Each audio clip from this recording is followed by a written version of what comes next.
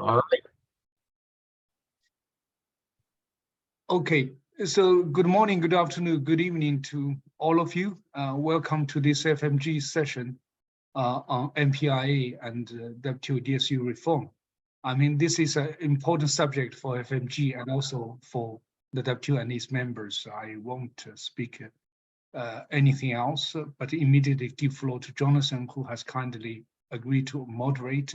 We have a great panel forward, and this is an important subject. So looking forward to a good discussion. Jonathan, over to you. Thank you. Thank you, and thank you all for gathering. Just a reminder, keep your microphone muted to avoid echoes as we go. Look, it's an absolute privilege for me to moderate what I expect will truly be an exceptional discussion. You've all received the bios of the speakers and the commentators in addition to my own, so I'm not going to take up the hour and a half going through their respective resumes and achievements.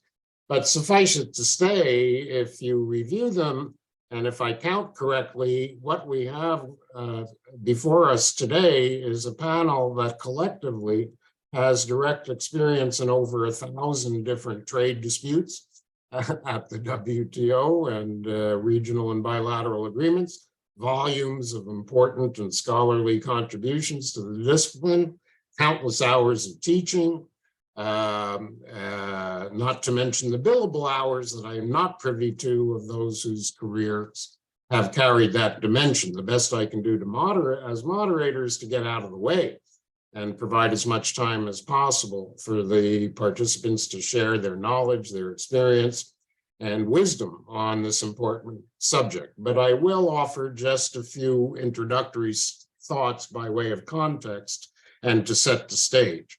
So first, while we're focusing today on the second level dispute settlement regime with a focus on the MPIA against the backdrop of the now, shall we say, dormant appellate body, it's important to recall that the dispute settlement regime is indeed a system encompassing notifications to committees, through to formal consultations, to possible, though underutilized, third-party assistance, such as mediation and good offices, to the adoption and implementation of panels, surveillance of compliance and non-compliance, and retaliation.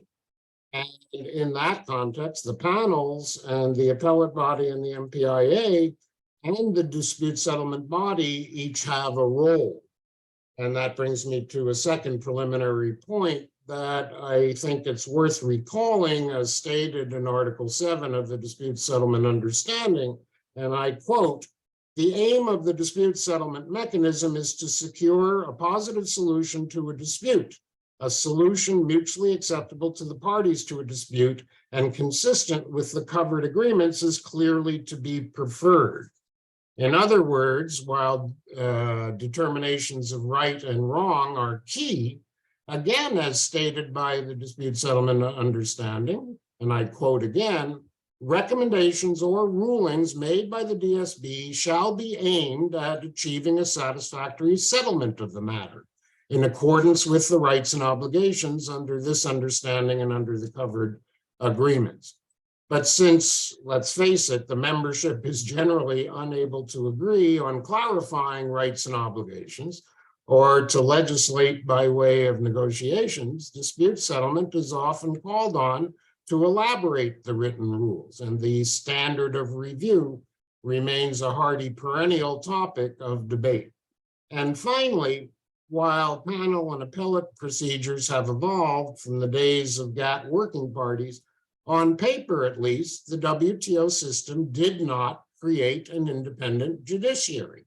Outcomes are formalized on the result of a dispute, on the status of implementation, and on the propriety of retaliation only when adopted by the membership at the DSB.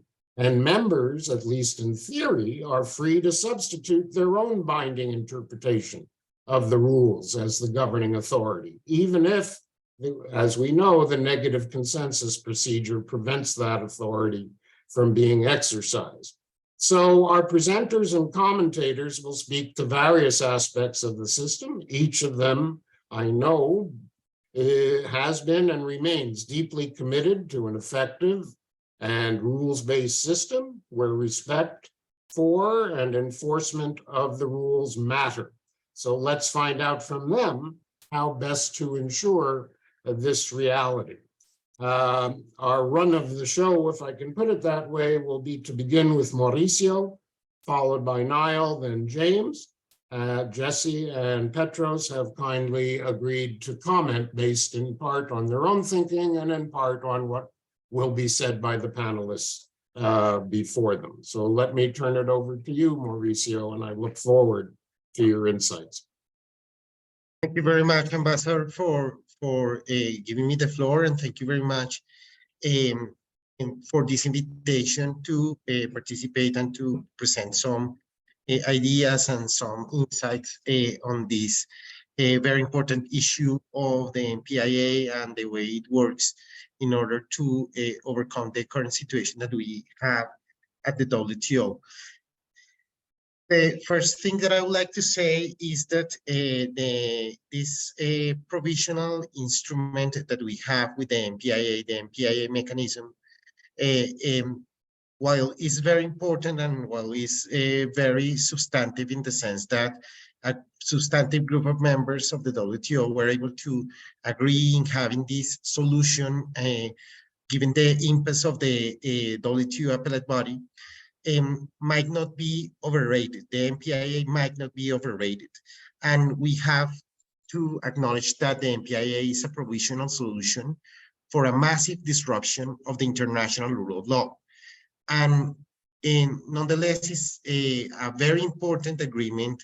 We need to understand that provisional solutions might not be permanent and they do not have the potential of being considered permanent. In this sense, the MPIA does not replace a permanent solution on the context of basically overcoming the situation with the appellate body impasse. I think that something that is important is nonetheless, we have almost 4 years of the situation that affects the appellate body. And we have more than 30 cases in the queue. Only 2 cases have been submitted to arbitration, appellate arbitration. In this sense, we need to understand that the international rule of law that was basically substantiated and backed by the existence of the DSU, the functional appellate body, is now affected, undermined, and is basically in a critical situation. In this sense, my comments are basically in the idea of understanding why the situation happened. And of course, one of the ideas is that there was a situation with some members did not agree with having a particular decision and so on. But perhaps from a more philosophical point of view, it seems that there is a crisis in the international rule of law that actually allow it for the existence of the WTO as a whole. And the invitation is basically to reinstall that international rule of law within the WTO and to being able to agree again in a system that has closure, that has the possibility of preserving the rights and the obligations of the members under the WTO agreements and the fundamental WTO institutional understanding. And in that sense, being able to get to a point where we are able to having a new understanding in this sense.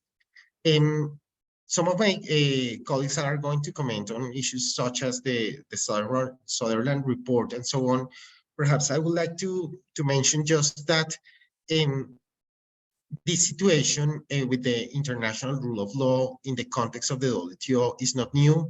It didn't happen with the appellate body, and it was something that needs to be analyzed in the context of the crisis of multilateral organizations and perhaps the UN and other international organizations and the criticism and backlash that they are suffering.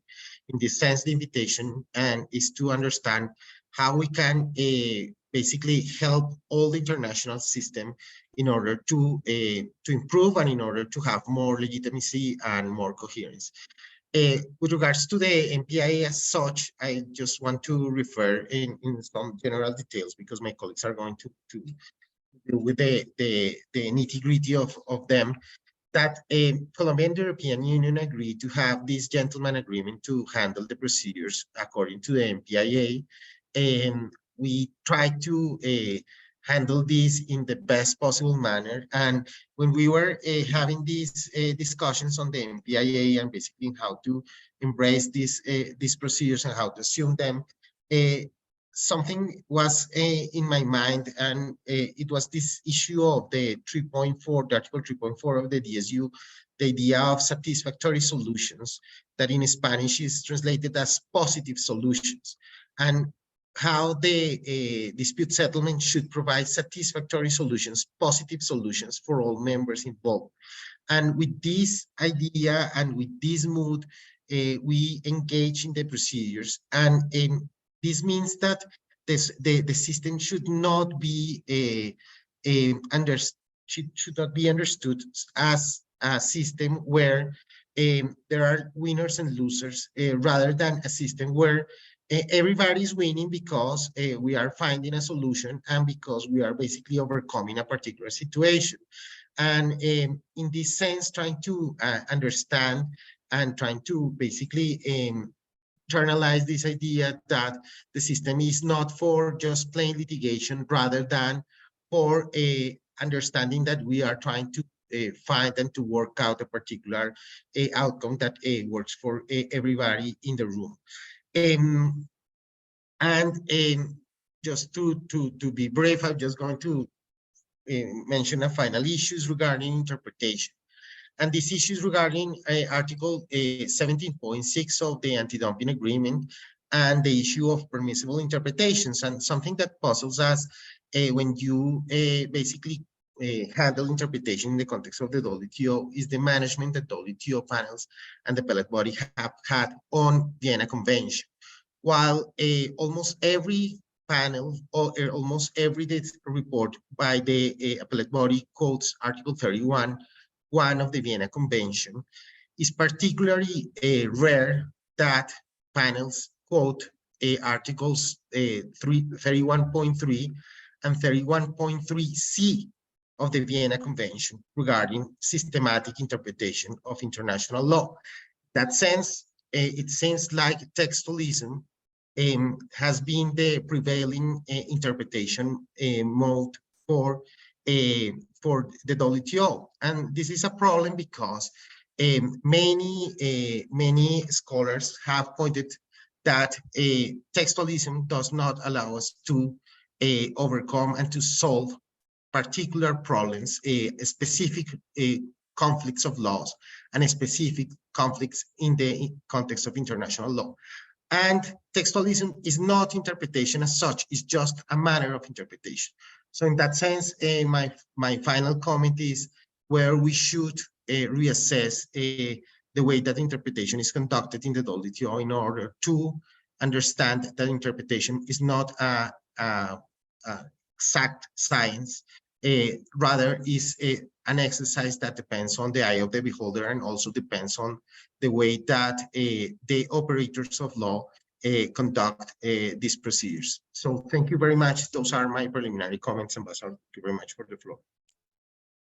Mauricio, a very provocative start to our discussions and lots of ammunition for others to take on in their comments and responses. Niall, nice to see you. And you're on. Thank you, Jonathan. Yeah. Thank you, Jonathan, and a pleasure to see you also. Good afternoon and good morning, everybody. For those of you that don't know me, my name is Niall Meagher. I'm the director of the Advisory Center on WTO Law here in Geneva. And I'm joined here today by my colleague Jan Bohannes, who may jump in later in the discussions to correct everything I say as appropriate. Part of the reason we're on the call this afternoon is that we had the pleasure of working with Mauricio and his team on Colombia's behalf in the first MPIA case, the frozen fries case, where we also had the pleasure of being reunited after a couple of years with our friend and colleague James from the European Commission. I hope James doesn't feel he's being ganged up on here this afternoon by having two of the Colombian team speak before the Commission gets to speak, but I feel sure he'll rise to the occasion. I think, first of all, we're going to talk mostly, I think, about the MPIA, and maybe the discussion will broaden into other aspects of dispute settlement. But I'm going to concentrate a little bit on the MPIA and how it has worked. And I think we'll have heard and will hear that the frozen fries case was a success, in that the appeal, for want of a better word, was processed efficiently and I think, generally speaking, to the satisfaction of both the parties and all the other members that commented on the case or on the arbitration in the relevant DSB meeting. And obviously, this suggests that the MPIA is on its way to being a success, at least in resolving the disputes that are put to it. Of course, we still have a very limited data points. We have one case under the actual MPIA procedures, and we have the Turkey EU pharmaceuticals case under, for want of a better term, quasi-MPIA procedures. So, we still have, a long ways to go as to see how this actually works out, and I may mention a couple of aspects of that. But to begin, since the frozen fries case was completed, I've been asked on many occasions, what are the differences between the appellate body and the MPIA? And I'm starting to think that maybe that's probably the wrong question. And the other question that also should be asked is what are the similarities between the MPIA and the appellate body? And maybe the similarities are more important than the differences. And it struck me earlier as I was going over my notes for this, that when I went into the hearing in whatever it was, late November, early December at the WTO for the first MPIA hearing, one of the secretariat, I greeted one of the secretariat who I hadn't seen probably since before COVID. And I asked, how does it feel to be at this hearing? And the response I got was that it's deja vu all over again. And so, maybe we should talk a little bit about the similarities between the AB and the MPIA before talking about the differences. And of course, as you know, the similarities are many. The MPIA was designed for the most part to try and replicate the AB as provided in Article 17 of the DSU, with essential differences such as in the selection of the arbitrators and so on. And also in providing, perhaps, shall we say, a clearer mandate to the arbitrators on certain goals that should be borne in mind, efficiency or standard of review being some of them, and also to try and get the appeals done efficiently. And I think the fact that was fairly easily achievable by setting out in a document, this is what we want the MPIA arbitrators to do, and putting in place people with that mandate in mind, to me suggests that in many ways it ought to be simple. Simple is the wrong word. It ought to be easier than it has been to maintain an appellate review in the WTO dispute settlement system that is responsive to or tailored to generally what the members need. Because to my mind, the MPIA represents an effort by the members, or at least the parties to the MPIA, to say to the appellate review, this is how we feel you should be, generally speaking, implementing the DSU. And based at least on the evidence of the frozen fries case, the arbitrators have taken that mandate and ran with it in a way that I think appears to be generally satisfactory to the MPIA parties, and, as I said, to the WTO members as a whole that commented on it in the DSB. Now, I don't think it matters whether that says something or what it says about any previous communication failures between any WTO members or the WTO members as a whole and the appellate body in the past. But I think it does mean that going forward, if members want to maintain a two-level system, a system of appellate review, it ought to be achievable for that system of review and the arbitrators to have perhaps a more clearly defined mandate than might have been the case in the past, or at least clearer instructions as to how to achieve the mandate in the DSU on a more sort of nuts and bolts level. One of the main goals was of the MPIA, and one of the criticisms of the appellate body has been efficiency, not getting reports done in 90 days, going into issues that perhaps weren't necessary, which obviously raises issues other than just pure efficiency, length of submissions, and so on.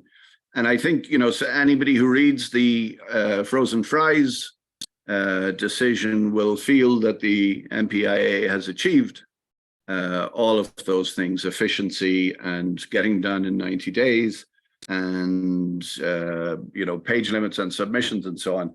I think we would feel that's great and that's true, but it was a relatively small case, and I think Mauricio could speak better to this than I could, but the government of Colombia very consciously tried to make sure that it was a clearly defined case without extraneous issues for the arbitrators to address.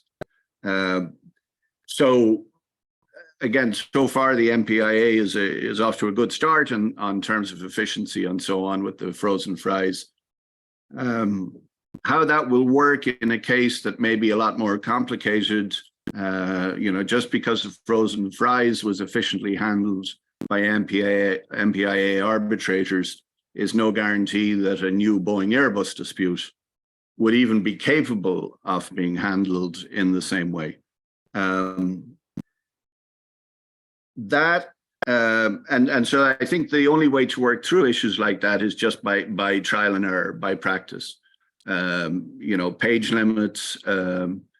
People have very different views on page limits. Having worked in the US courts in a previous life where page limits were routine, I'm fairly comfortable with them. Some of my colleagues who haven't worked previously with page limits are perhaps less comfortable with them.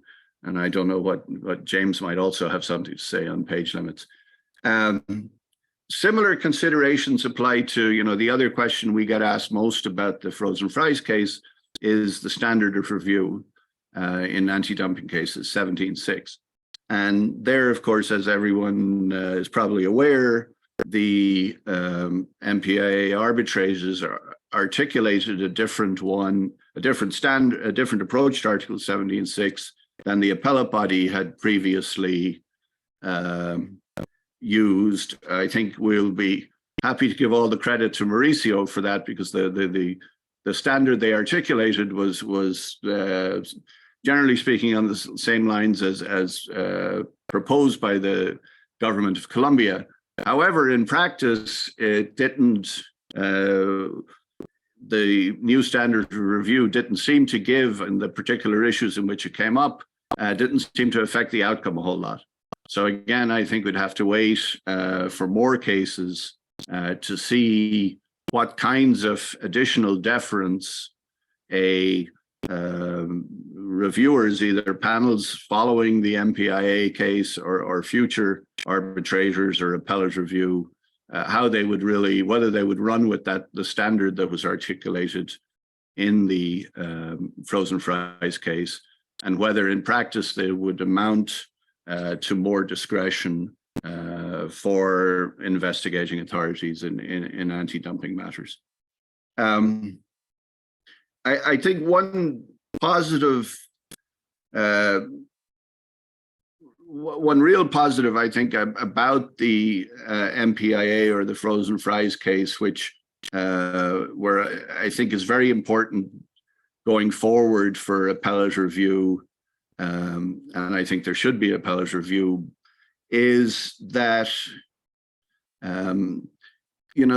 while I fully agree with what Jonathan said, that the idea is to get mutually agreeable solutions, not decide who's right and who's wrong, but by the time cases get to panels, and especially by the time they get to appeals, the parties aren't trying to negotiate some sort of splitting of the commercial baby. They're really into a fundamental disagreement about who's right or who's wrong, about what the defending member is required to do under the relevant covered agreement. And so it is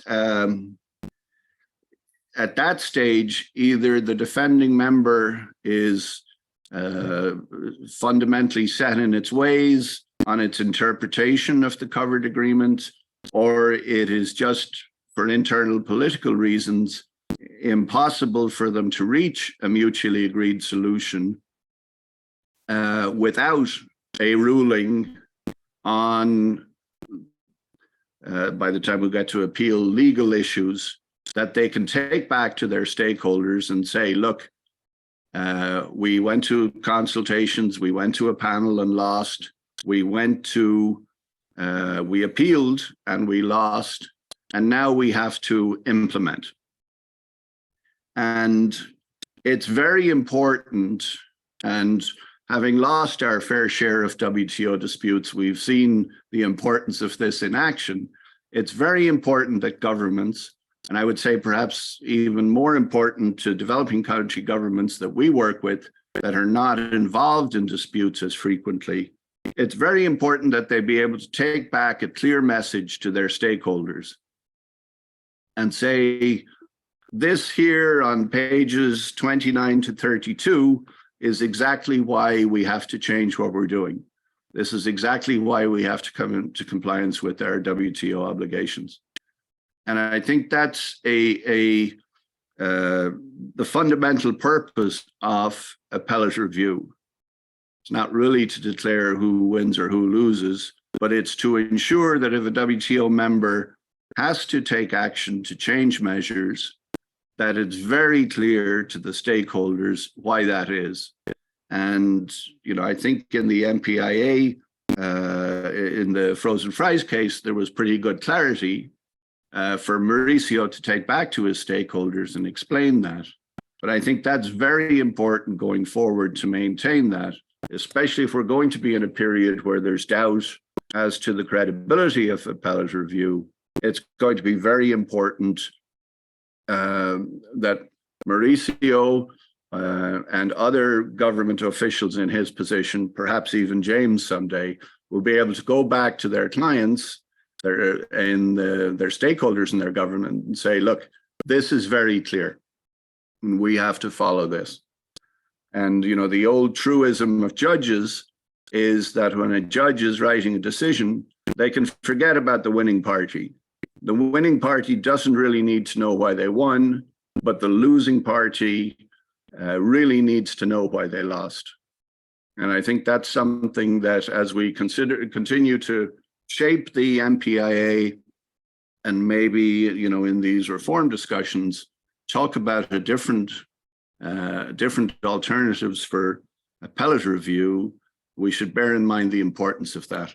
And I think I'm still within my time, Jonathan, but I'm finished, so I'm going to hand it back over to you. Thank you.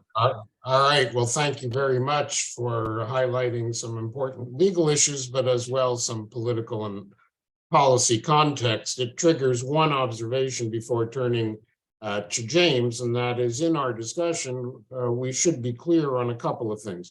One is, in effect, while the appellate body by name is somewhat of a misnomer because it exercises its own judicial review, not a trial de novo. And in theory, at least according to initial design, it's there to review whether the panel itself exercised reasoned decision-making within its delegated scope of authority, just as a panel in its scope of review has to decide whether the domestic agency was wrong, and if so, reasonably wrong within its scope of discretion. And the principles of administrative law throughout the world provide a reasonably common standard for review of delegated decision-making. So in our comments, we should be clear on whether we're talking about review of the domestic decision or a so-called appellate review of the international decision. Not to divert people. James, you've been very patient, and we turn over to the modest European Commission presence in the international legal scene. So my comments are entirely personal, and I'm not going to comment from the perspective of how could we recast the system that we have, if I had the means at hand to do that. If I were king, what would I do? I'm not doing that because I don't want to take as a premise for my comments an assumption that the members will find agreement. And enough people have said enough on that subject. I'm not going to add to it. Instead, I'm going to work on the basis of what we have already.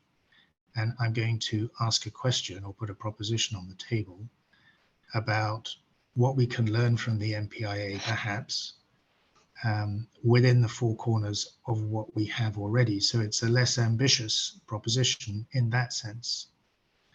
And to get straight to the proposition, before I explain a little bit the other points, the prize dispute has reopened the question of 1762, so permissible interpretation, which I think is well known, is an attempt to transpose the Chevron doctrine, to use American terminology, from domestic law to international law.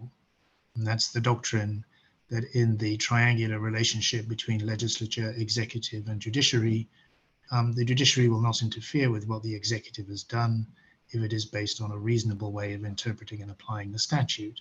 It makes sense because the legislature has some control over the executive. And the proposition that I'm asking is, on this idea of deference, which is often spoken about, where would it actually fit logically, conceptually within the WTO system? And is it possible that we could conceptualize of the idea that the appellate level would show some deference to the first instance level? And what could that look like? And importantly, what would be the conditions for that to be a possible way of thinking about the model? That's the proposition. So I've organized my thoughts in 5 points. I'll be as quick as I can. The first thing I want to say is that this entire process that we're in of economic integration is not new between states. And I think we need to learn from the lessons of history. We've been through a lot of this in the EU. That's not to say that the WTO should be made in the EU image. It's just that many of the issues, problems, actors, solutions are actually very similar. So I think we can learn how to deal with this process of states, it's extraordinary, states reaching for a system of shared governance, and there are bottom-up forces and there are top-down forces. There are many moving parts. It's evolutionary, it's experimental, it's messy. We're inside that process, and it's never going to be perfect. It's always a question of looking for lesser evils. And I think what I tend to focus on is, my question is always direction of travel. If we see a positive direction of travel, then with time, things will get better, and perhaps it's difficult to hope for much more than that. Of course, globalization is not a policy choice, it's a fact, as are rules of general and prospective application, and therefore mandatory and binding dispute settlement by an independent third party. These are all not things worth discussing. They are necessary parts of a process of international trade law and cooperation. And if you ask me, for the purposes of this discussion, what in there is absolutely vital and fundamentally important, I would say actually it is trust and confidence in what the adjudicator is doing. And this may sound intangible, but you definitely know it when you see it as a practitioner, if I can put it in those terms. I would liken it to the trust and confidence that makes a currency work. It's absolutely essential. The benchmark is an extremely high one. And what do we mean by that? We mean that we know that that individual, whilst of course never being able to achieve some absolute perfection of objectivity, of course that's not possible, but will strive to eliminate from what they are doing all considerations other than the law, the rules of interpretation, the facts, the evidence, and the arguments of the parties. It is extraordinary that two states put trust in the hands of a person to adjudicate in that way, because of course we will never know what goes on in the mind of that person. We will just read what they say in the report. And so we will never know what's really influenced them. It's astonishing, and the level of trust that it requires is absolutely central to the member that has not prevailed and its stakeholders accepting the outcome. And then you can agree or you can disagree, but you know that it's the lesser evil. There is no other alternative. And that's why I often say to my colleagues and my students, if I had a big red button on my desk that I could press today, and from that point on I'd win all my cases, and so with the EU, I wouldn't press it. I wouldn't press it because that would be death to the system. And the system serves the interests of the European Union and the entire membership in many important ways. Second, my second point, I think the issues are extremely well known. I'm not going to rehearse them. Read the Sutherland report and all the academic literature around it. Voting is not used, authoritative interpretation is not used. And very particularly, there's no executive, or at least no overtly recognized executive. And that's why within the WTO jurisdiction, there's no chevron. Where's chevron?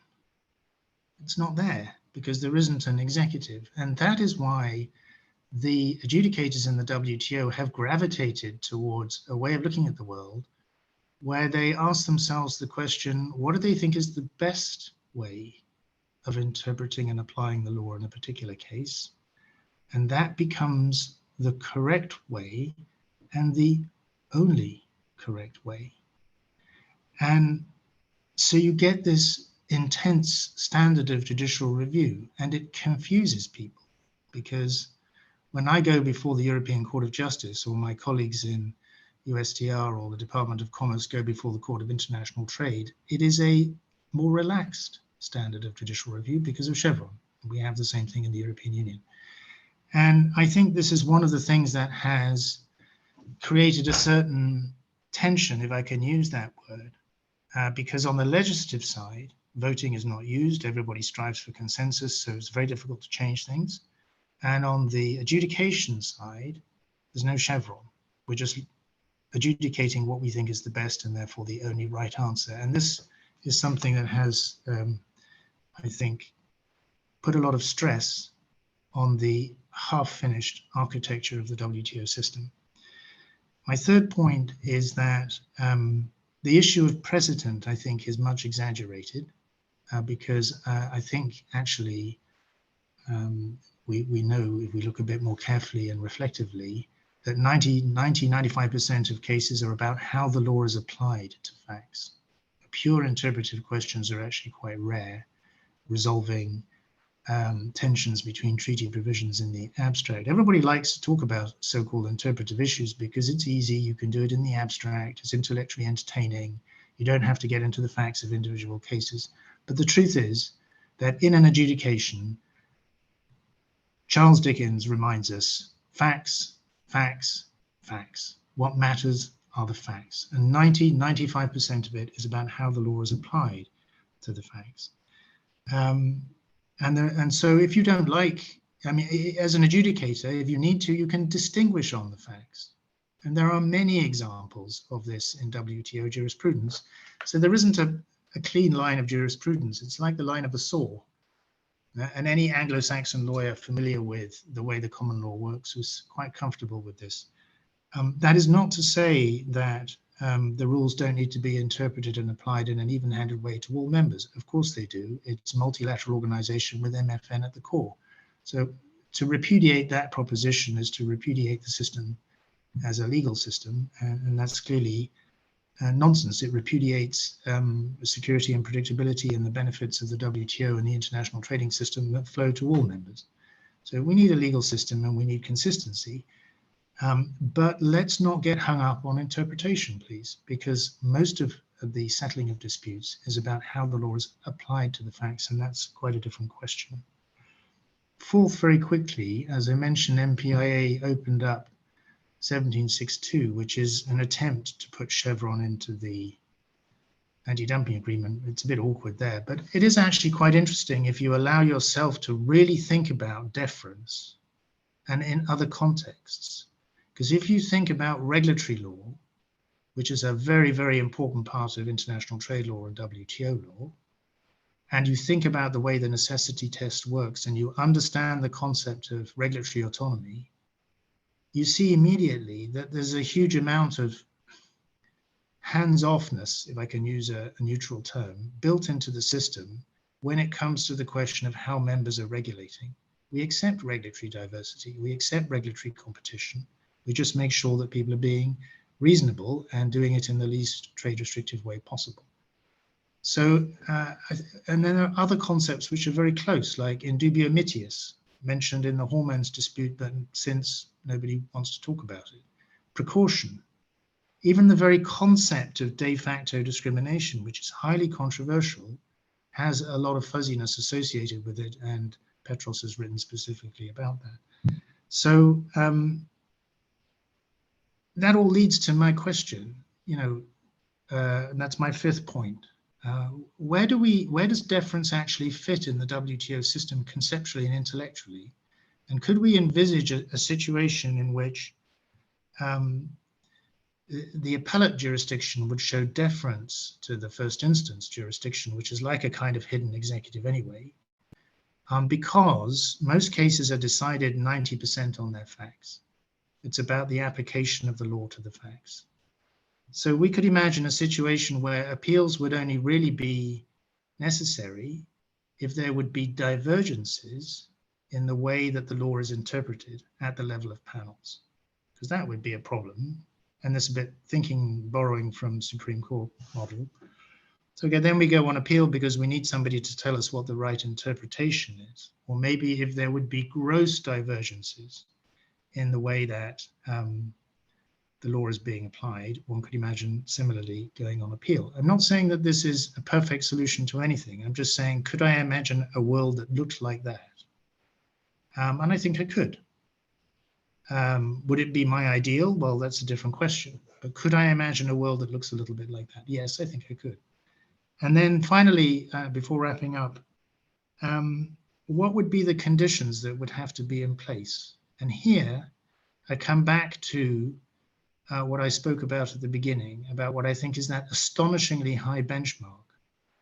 This is not about implying that first instance adjudicators in the past have somehow fallen short of that. And sometimes people react in that way, but we need to look at it not through the lens of personal considerations, but systemically and structurally.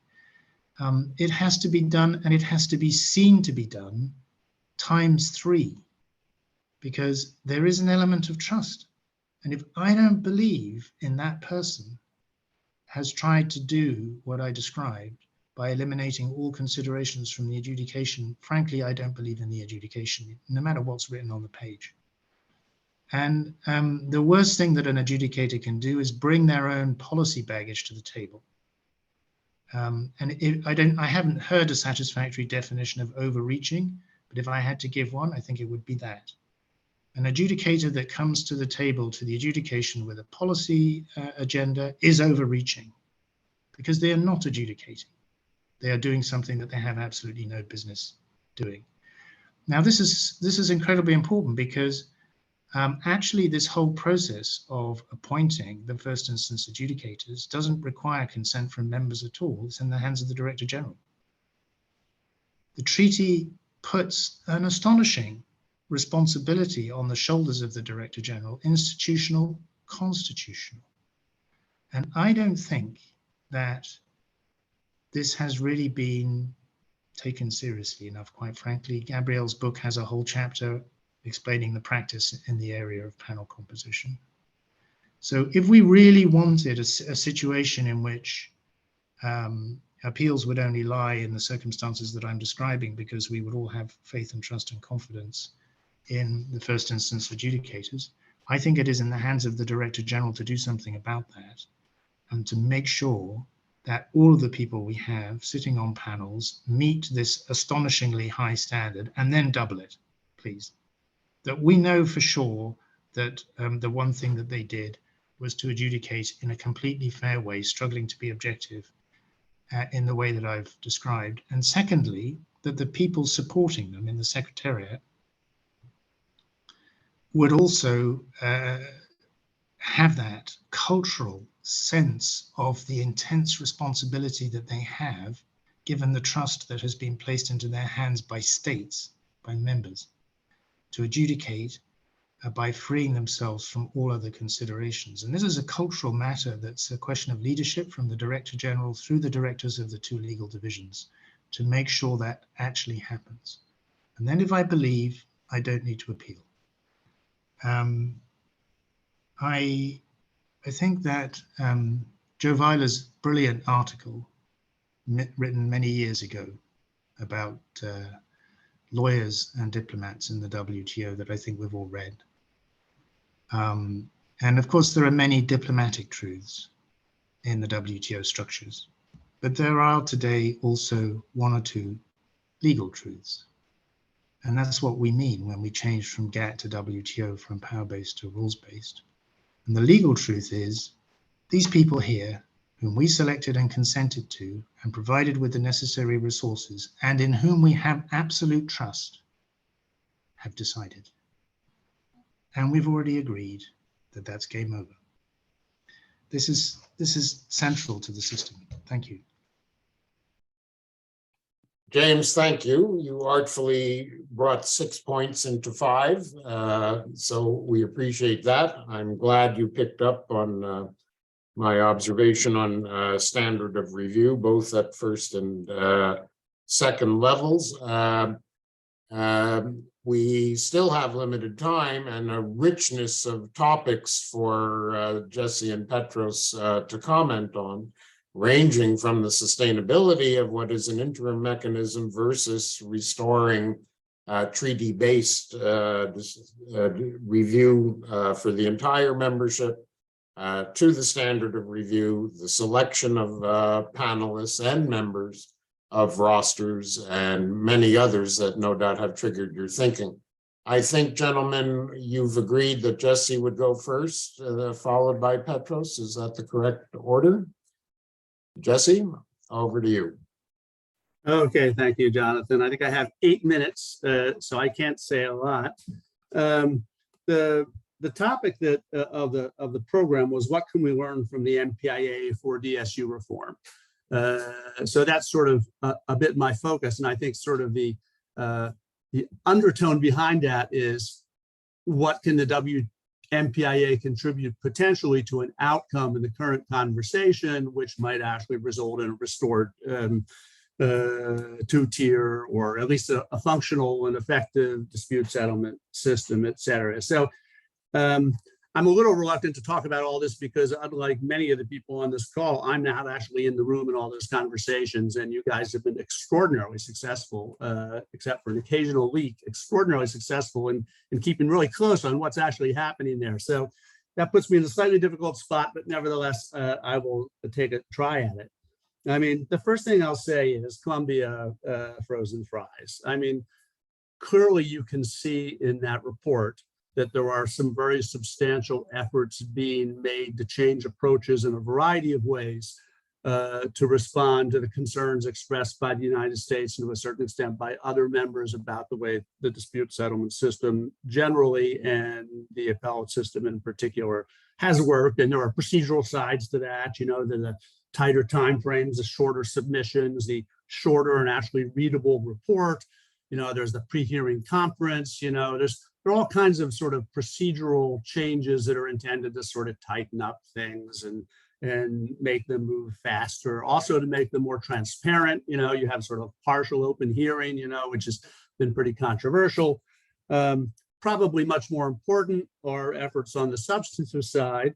And there, what you do see, of course, people have talked about 17.6, which obviously has been sort of a touchstone of anger in the United States. And so you see a very different approach to deference to an administrative authority. Not only do you see a very different approach, at least theoretically, Mauricio raised some questions, or maybe it was Niall who said, what does it mean in practice? That's another question. But you see that very different interpretive approach you know, is sort of a rejection of approaches that have become sort of standard. So it's significant not only in that it implies some greater degree of deference, but also that it involves sort of the rejection, albeit not overt rejection of sort of a line of jurisprudence. So that was quite substantial. If you look at the way the report is written, you can see it tends to start with the text. You know, it doesn't say, you know, we're the panel or appellate body said, you know, it starts with the text and then it sort of finds confirmation sometimes in jurisprudence. You can see that there are efforts to avoid sort of unnecessary expostulation on things that, you know, were in the issues paper, but, you know, which don't really have to be addressed in order to resolve the case. You can also see that Colombia itself was really quite restrained in the way it formulated the case. So all of it looks like some kind of an effort to sort of say, gee, look, we can do better, which seems to me, you know, to be a message to the United States that we can somehow reform the system in ways that make it more attractive. And I should say, by the way, that I think one starts to see this generally in some of the other panel reports too. You see sort of different in panel reports, I mean, as opposed to MPI arbitrations, you see some sort of willingness to sort of deviate in various ways that perhaps the people writing the reports, you know, feel they have more flexibility without an appellate body, or maybe they're trying to address concerns like the, you know, EU safeguards case, where there's some, you know, significant changes in the way safeguards are being analyzed. One could say you see things happening in the MPIA that maybe would sort of, you know, help with the reform discussion and maybe help bring the Americans on board that this can be done in different ways that are more acceptable, et cetera. However, what you don't see is that that's really structural in the MPIA. I mean, I think Niall was talking about, there are some efforts. Basically, the MPIA simply tries to recreate the appellate body. And I think maybe if the people who are creating the MPIA now, then we're doing it now, they might actually have a different approach and think about the MPIA perhaps as a way to send messages about possible reforms. But that's not really how it was conceived at the time. And so what you see in this, in the Colombia Frozen Fries report, I think is more an inclination of the arbitrators about how they're going to change approaches rather than something which is sort of, you know, structurally or systemically imprinted in the process. So that means there's sort of no systemic guarantees that, you know, if the United States walks back in again, that things won't go right back to where they were, if it really depends upon the inclination of the appellate decision makers, which perhaps explains, you know, these sort of sunset proposals that you're seeing reported in the press. In any event, I think that there are a lot of positive things in the Frozen Fries report. And I think if you'd seen appellate body reports that looked like that 10 years ago, I don't know, who knows whether the US would have still walked out as it was, but I think the environment might have been more favorable to the Americans remaining. with those types of approaches. The question is whether these types of reforms now are going to be sort of sufficient to entice the Americans back in, or at least I think that's probably, maybe that's not, maybe no one wants to talk about it anymore. It seems to me that's probably the big question. And I wonder whether it isn't sort of, too late in the game.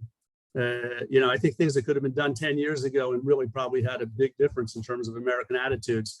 The US maybe in some ways moved on, given the nature of its relationship with China, its doubts about the substantive effectiveness of the rules for non-market economies, the whole national security debate, the fact that the US has itself now adopted sort of a more aggressive industrial policy, which is sometimes, at least, let's say, walking on the edge of WTO consistency.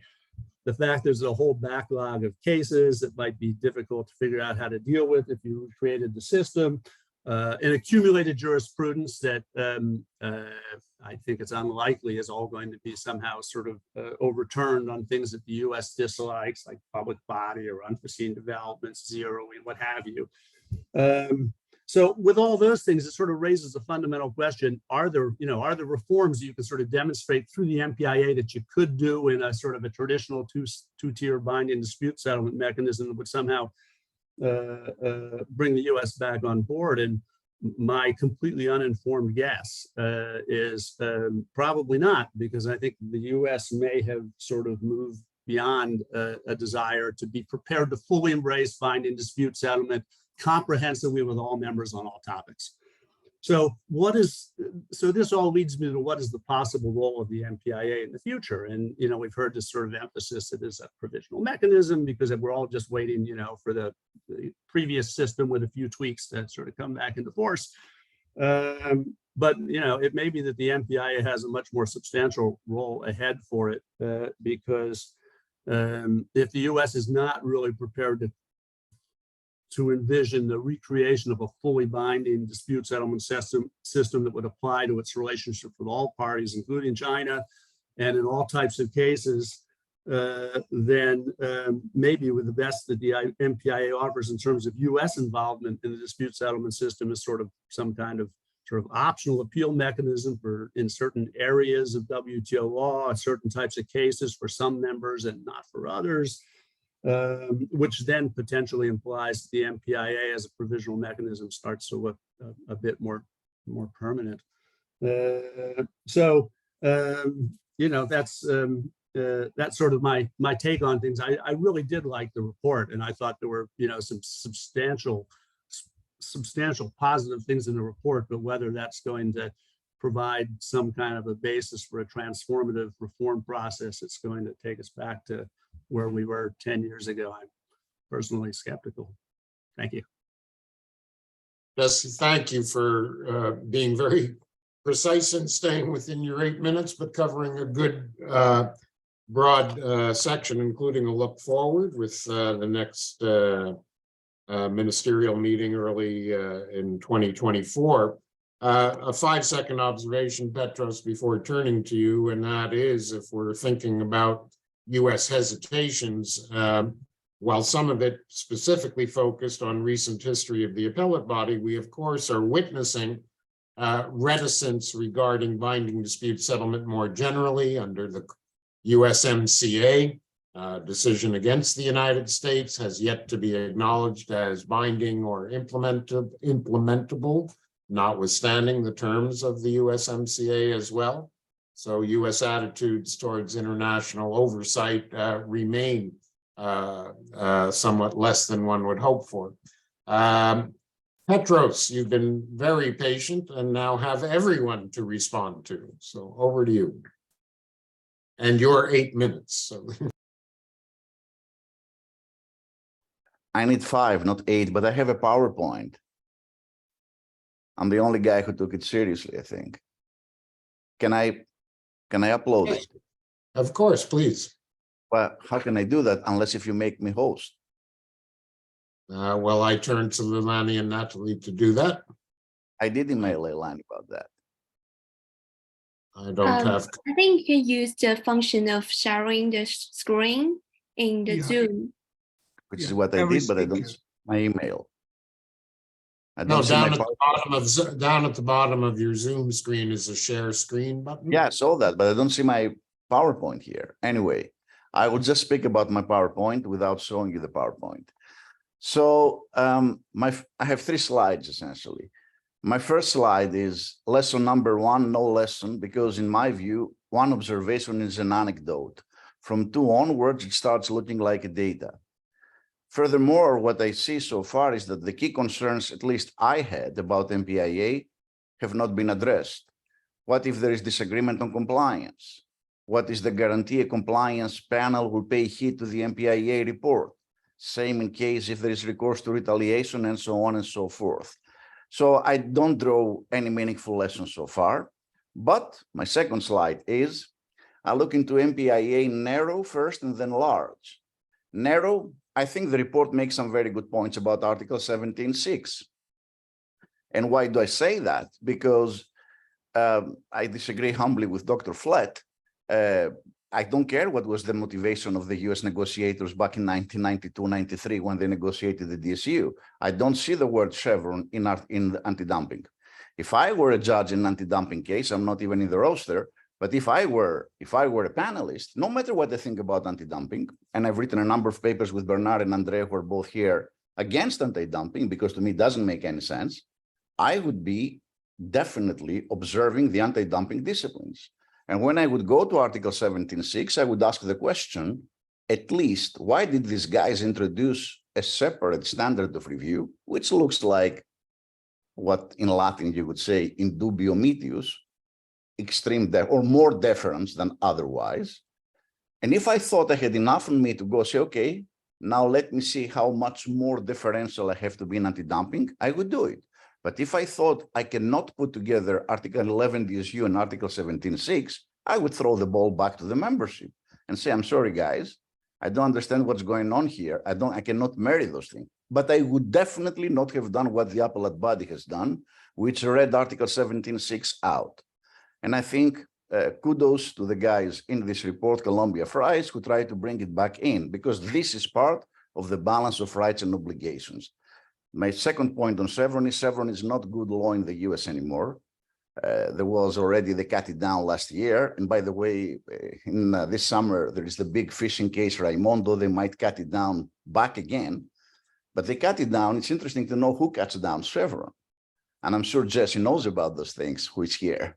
Those who cut down Chevron are the ultra-conservative guys in the Supreme Court nowadays who have a problem with the admin state. They want to take admin state off the map in the US. It's not the progressive guys, the Democrats, who want to cut down on Chevron. This is just a footnote. Now, so the large part concerning MPIA is that, in my view, MPIA has not managed to persuade the membership. We have no appellate body since 2019. And what I see is a few members of the WTO only signed on the MPIA, and some big guys have not.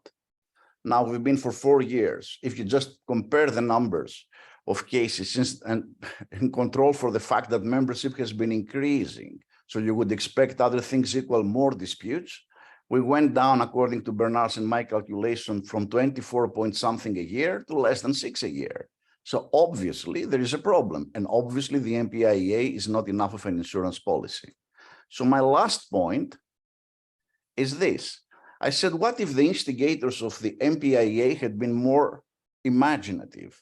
Now, instead of the EU and China pushing for MPIA and the European Union being prepared to even sanction players, threaten at least players who are not willing to submit to MPIA, why not, since we're in the field of acronyms, didn't they go for an OIIA, one instance interim adjudication? Tell everybody in the WTO, guys, okay, there is no appellate body. Until there is an appellate body, we all agree that we forgo the right to appeal. You achieve 2 things right away. First of all, fast adjudication.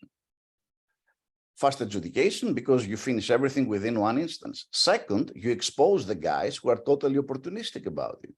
Those who appeal into the void will be the guys who will be exposed. You don't need to threaten anyone to join MPIA, nothing. Now, if the argument is through the appellate body, I achieved consistency, I invite everyone in this room, forget now small things and stuff, look into 3 big areas. how the appellate body has understood. You do a time series model and you look at less favorable treatment. Regulation matters, doesn't matter, matters, doesn't matter. You look into pass through. Market price matters, doesn't matter, matters, we don't know. You look into public body. Totally owned by China enterprise is not even presumptively a public body, an SOE. Next report, a totally private body can be a public body. I'm sorry. I don't belong to the camp who thinks the appellate body achieved consistency, except in some minor areas. I'm not saying they've been useless, not at all, but the big issues are still the big issues. So if consistency is out of the way as a matter of fact, I would definitely vote for an OIIA, and we would not be having this discussion right now. 4 minutes.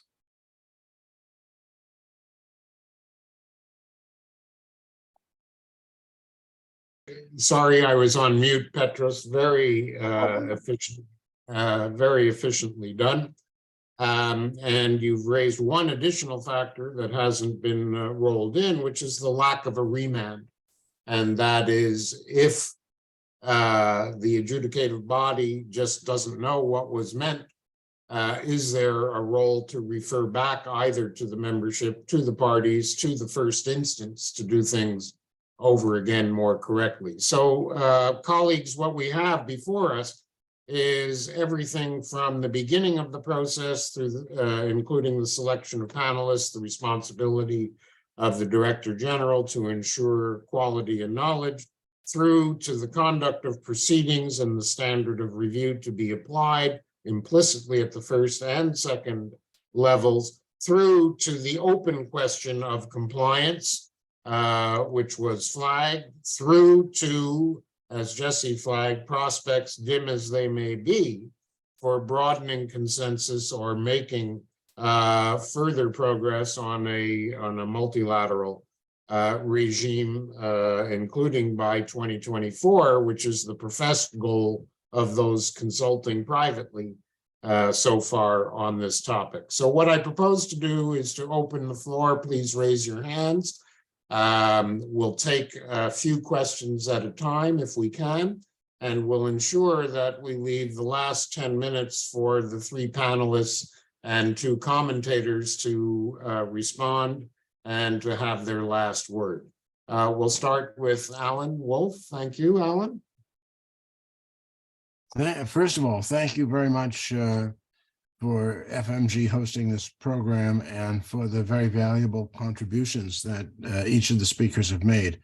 Wouldn't be surprised, no one would be surprised if I didn't sound more in sympathy with the last 2 speakers in many respects in terms of what they had to say.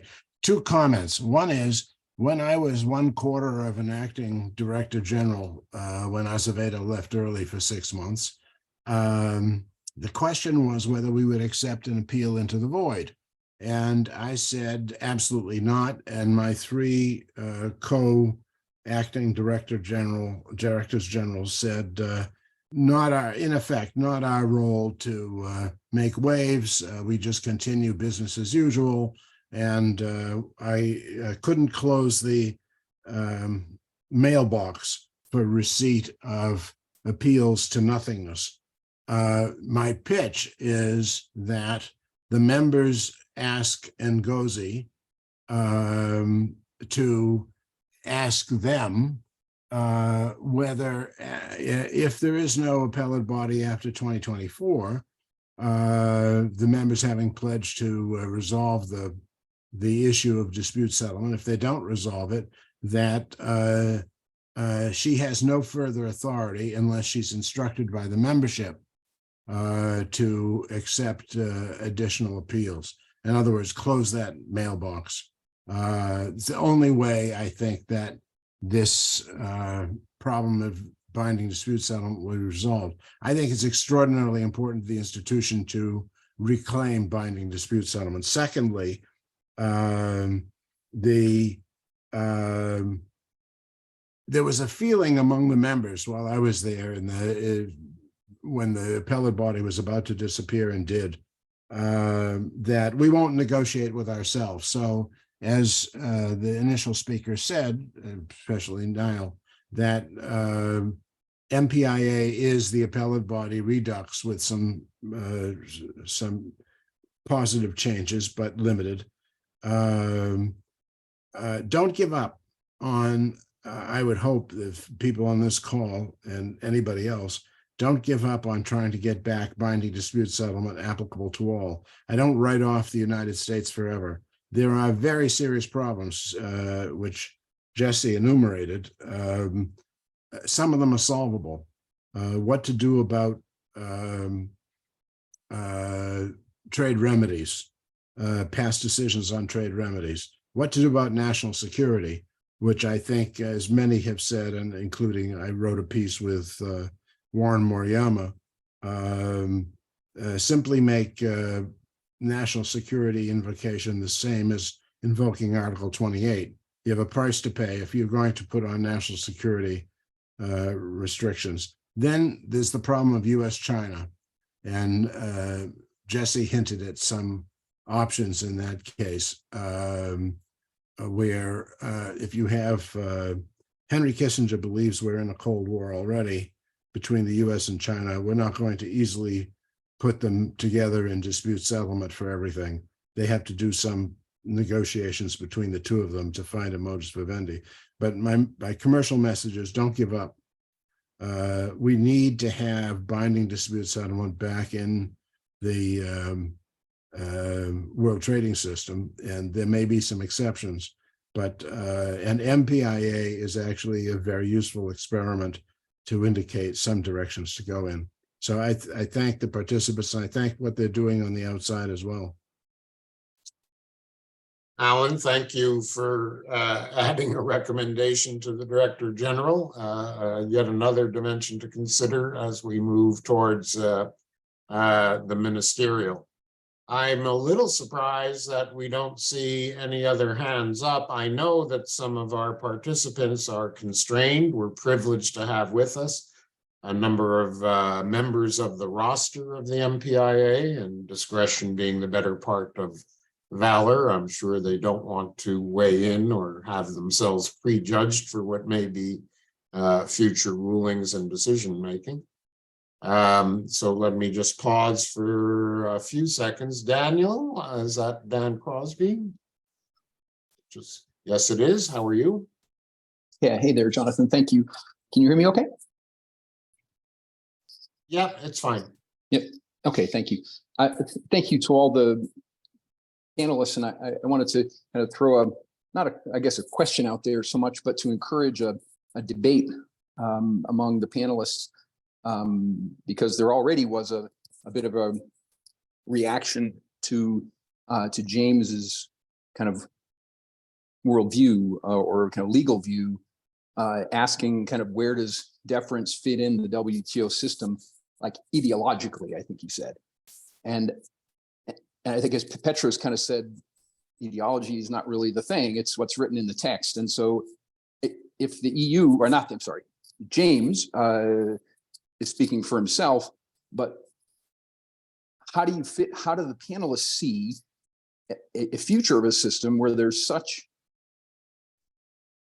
dissonance in such an important matter, where we're, as you all said, trusting panelists to make decisions based on what they agreed, and saying you're not bringing ideology or policy to the table, or else you're overreaching, but then not even finding place in the system for what's written in the text. So how do you see that issue being resolved in a future that the United States and others can trust? Okay, we'll take that under advisement and keep the floor open before making the further round. I don't want to put words into Petros's mouth, but another dimension, Dan, of your question is what were the limits of what was able to be agreed by the negotiators themselves. And if in effect they said, look, the compromise is we're going to end up having to defer to national authorities, even if we disagree to a certain extent, because we had to give them a zone or margin of error that marries James' approach to judicial review with international oversight, but that's a personal observation, of course. We'll take just one more minute to see if anybody else wants to chime in.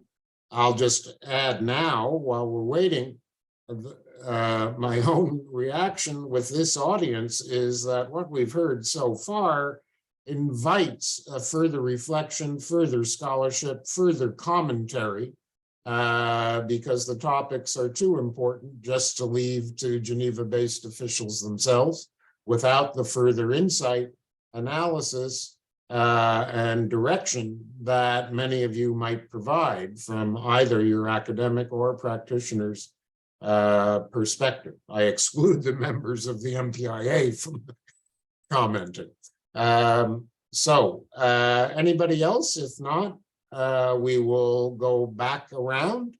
I think maybe in the same order as our speakers. So we've got a little over 10 minutes remaining with a little margin beyond, but we'll start with Mauricio. Feel free, you don't have to answer each and every observation, but those that stimulated your further thinking, I know we'd all welcome your additional Thank you very much, reflections. Ambassador. I will start for referring to Article 17.62. And we believe that deference should be granted to national authorities. We think that trade remedies are not an exception and should not be treated as an exception. Trade remedies agreements are to be executed, to be applied by the members and by their authorities. And of course, there is this issue that exposed everybody is smarter.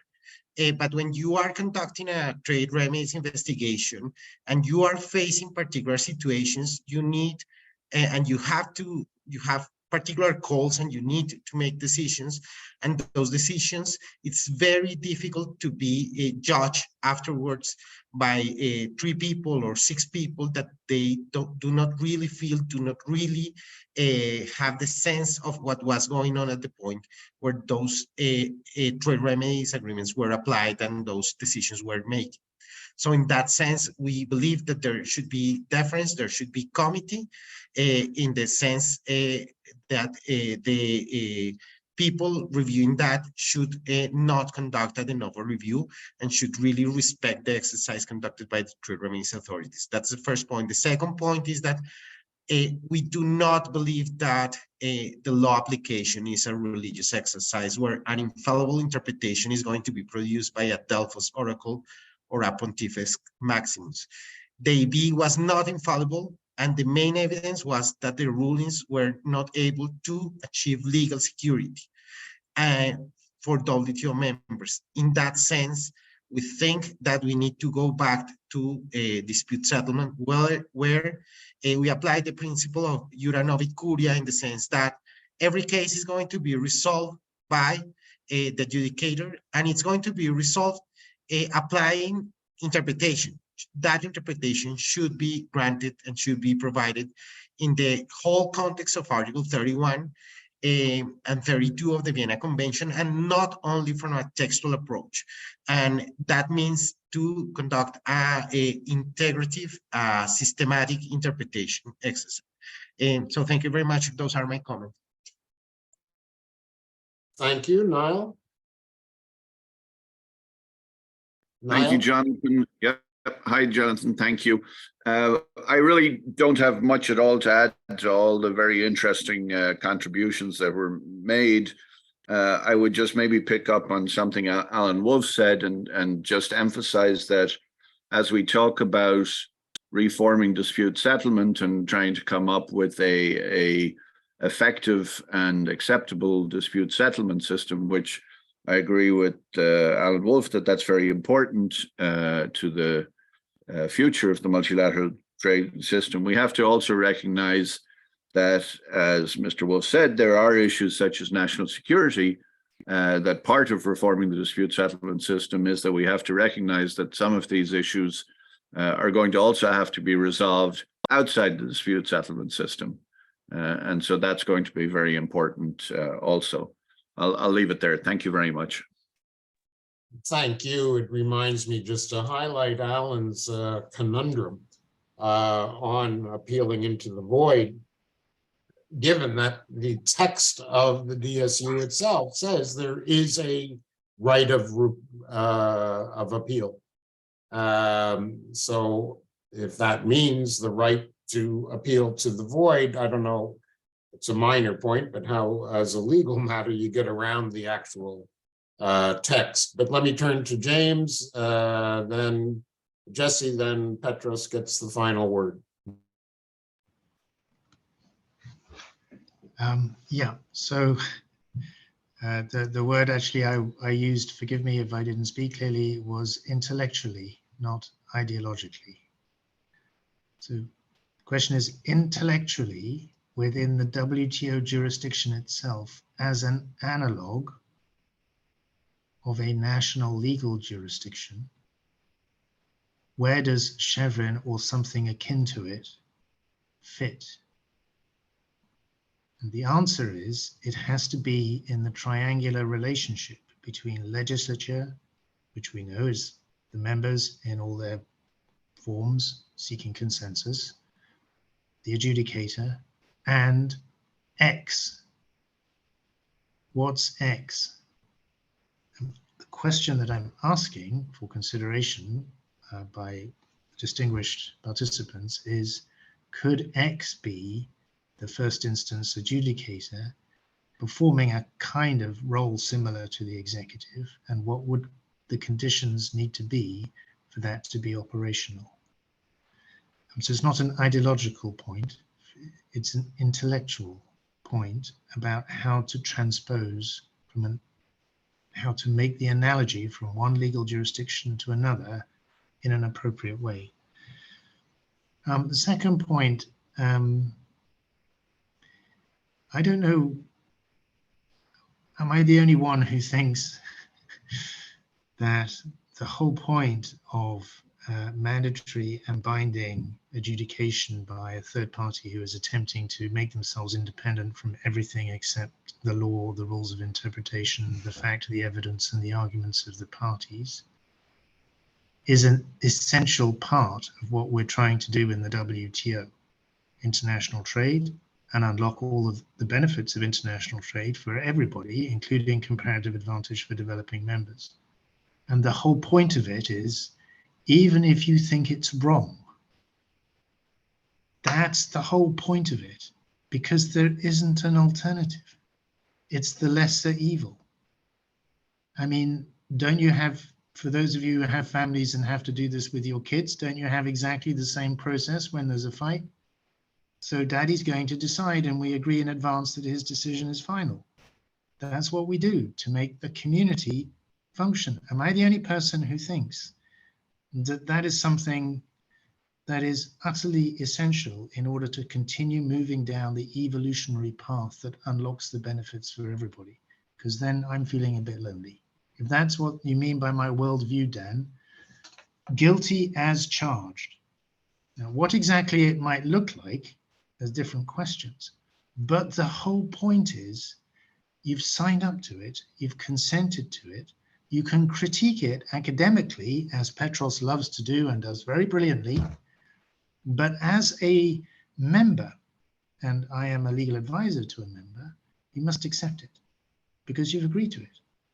And it doesn't matter if you think it's wrong. I've lost lots of cases, lots of points. I've lost them, and I've looked at it and I thought, I don't agree with this, but I've never advised the European Union or the European Commission that it should walk away from the adjudication.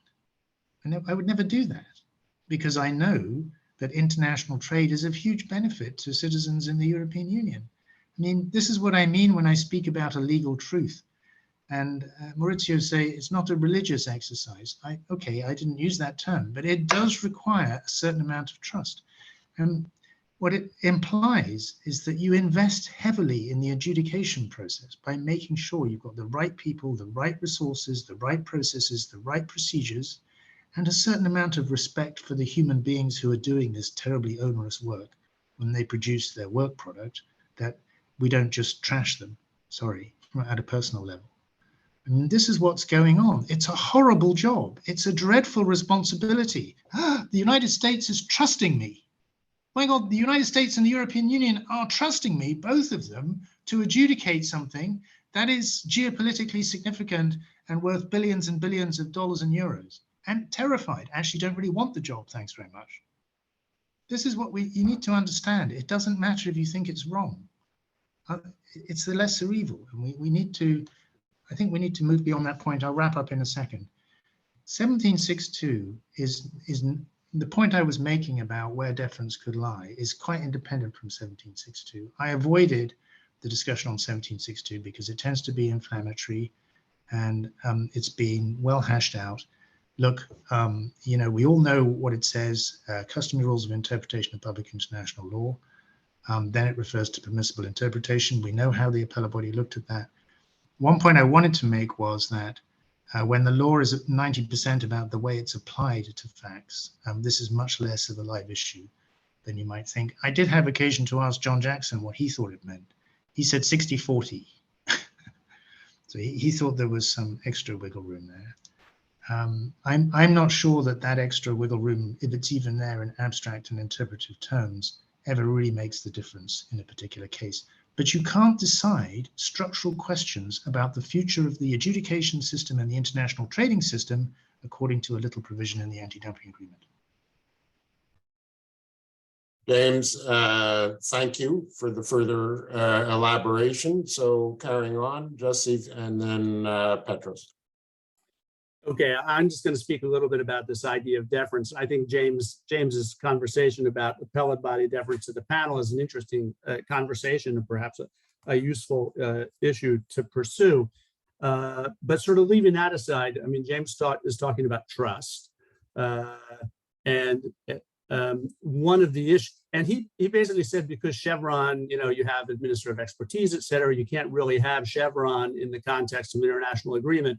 And I think he's right that you can't have the rationale for Chevron, the administrative expertise of the administrative agency, et cetera, maybe is not really relevant in the international framework. But the concept of, you know, erring in case of doubt, I think is quite relevant for reasons which are rather different than the Chevron reasons. And that is, you're asking people, as James says, trust us. Trust us, we're not going to give an answer which we've pulled out of a hat, but we're going to properly interpret the agreement. You have sovereigns, you have an ambiguous agreement. And so what you probably need is a dispute settlement system that has a bit of humility to say, there are cases in which we don't necessarily know the magical answer. And in those cases, we may, and this is not just about 17.6, this is more generally about the dispute settlement system, where a member has not clearly assumed an obligation. We're not going to create it because we're not quite sure what the agreement means. And we think we have to come up with one answer because there is only one answer. And I think that would probably create more of an environment of trust among members in the system. So I think there is a role for deference, not just for anti-dumping, but sort of generally. And you do see it sometimes in some areas, as James pointed out, but I think it would be this sort of the humility about whether you always know the right answer was probably something that would have stood the dispute settlement system in good stead over the years and wasn't always demonstrated. So I'll stop there.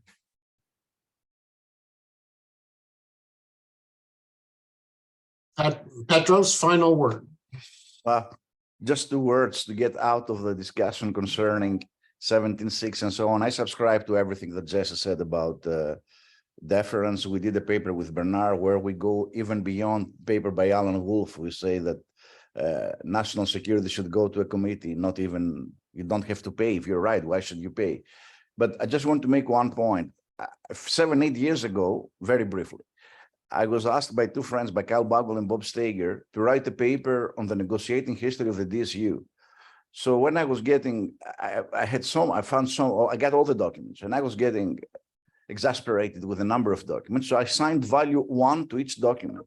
And then I realized that something like 68% of all documents concerned one issue. How do we implement the Montreal rules? Nobody thought seriously about what should be the panel design. Who should we put there as panelists?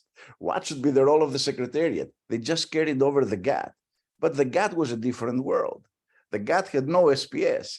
The GATT was living in a world with fewer regulations. The GATT had no heterogeneity of membership, had nothing. And we ended up where we ended up. I hope the next DSU review, they will do one thing, do the exact opposite of what the previous GATT, assign low value to whatever, how do we implement monorail rules, and try to build a system with good people and address the conflicts. And then maybe we'll go one step further. Well, ladies and gentlemen, what we've succeeded in doing is laying onto the table a host of issues deserving of follow-up and further reflection. And again, looking at the full spectrum from the start of a process, including the importance of the panelists, as James and now Petros have highlighted, through to the two standards of review. I'll emphasize that: the panel's deference to the scope of domestic decision-making as the government members themselves may wish, and the scope of second-level review of the first-level decision. After all, by analogy, domestic trial courts are entitled to be wrong as long as they're within a zone of being reasonably wrong, not just oversimplify Chevron or analogous doctrines, through to what James emphasized, the respect for the system through compliance and implementation. And of course, one can have a debate as to the membership's track record, whether it's Boeing, Airbus, or otherwise, or Fisk and DISC, in terms of whether there really is a generalized respect when you don't like the result. All of which says there's lots of room for improvement. If we take Alan Wolf's optimism that we shouldn't write off the prospects for some accommodation, again, I come back to encouraging each and every one of you to stay engaged and to make your contributions discreetly or publicly, blog or otherwise. And I'll leave to Lou and the executive of the FMG when it might be timely to reconvene and to take stock of progress. So let me express my thanks sincerely to not only the presenters today, but the preparation and thought that went into our discussion. And I'll look forward to the next. Lou, over to you to close off the proceedings. Yeah, thanks. Thanks a lot to you, Jonathan, for the moderation, and also to the whole panel for the excellent presentation. I only want to say two things. First, that the contents discussion today is very rich, but divergence is obvious. So that's why I agree with you that we should further our discussion to get more inputs from all sides of the world or society. The second thing is that I do want to remind you that MC12 gave us a mandate to have this done by 2024, at least fully and well-functioning and dispute settlement system accessible to all members. So that's there. And that's why we noticed that the WTO consultation is ongoing with quite a lot of proposals, stage 3.